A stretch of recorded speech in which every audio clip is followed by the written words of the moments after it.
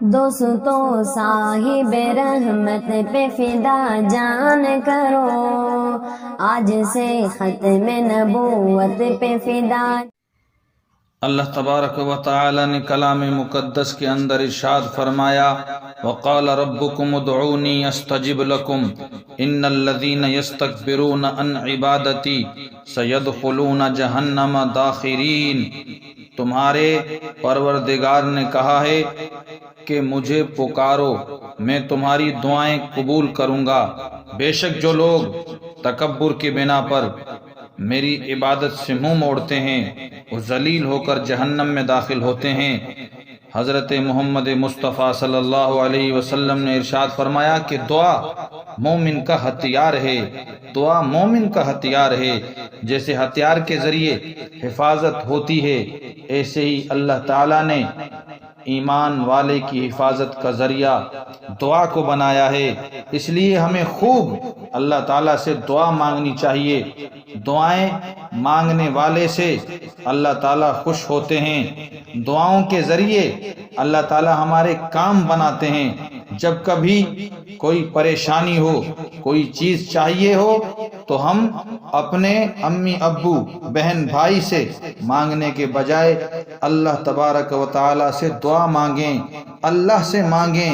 خالق مالک رازق مشکل کشا داتا حاجت روا اللہ ہے، اللہ سے مانگیں۔ ایک مرتبہ حضرت بکی بن مخلد رحمہ اللہ کے پاس ایک عورت آئی، کہنے لگی میرے بیٹے کو انگریزوں نے قید کر رکھا ہے، میرا ایک چھوٹا سا گھر ہے، میں چاہتی ہوں کہ اسے بیچ کر اپنے بیٹے کو قید سے چھڑا لوں، آپ کسی سے کہہ دیجئے میرا گھر خرید لے، اس لیے کہ میرے دل کا سکون اور راتوں کا چین ختم ہو چکا ہے۔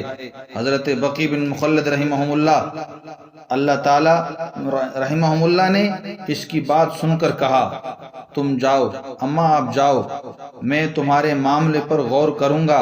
اس کے بعد وہ سر جھکا کر بیٹھ گئے اور اس کی رہائی کے لیے دعا مانگتے رہے، اللہ سے دعا مانگتے رہے۔ حضرت بقی بن مخلد اللہ سے دعا کر رہے ہیں اس بچے کی رہائی کے لیے، اور اس واقعے کے تھوڑے دن بعد وہی عورت پھر واپس آئی اور اس مرتبہ اس کا بیٹا اس کے ساتھ تھا۔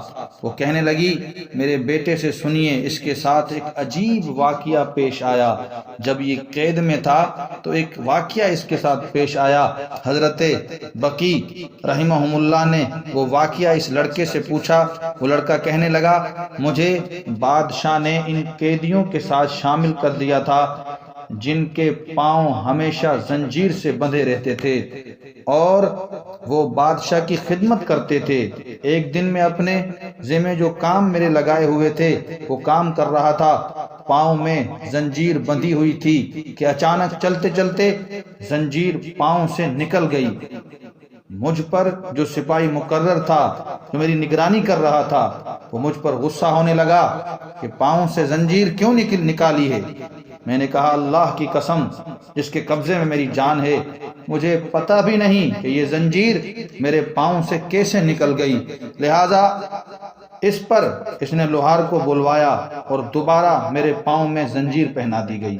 اس مرتبہ اس کی کڑیاں خوب اچھی طرح مضبوط کر کے لگا دی گئیں اور مضبوط کر دی گئیں، لیکن اس کے بعد فوراً میں اٹھا چلنے لگا تو زنجیر پھر نکل گئی۔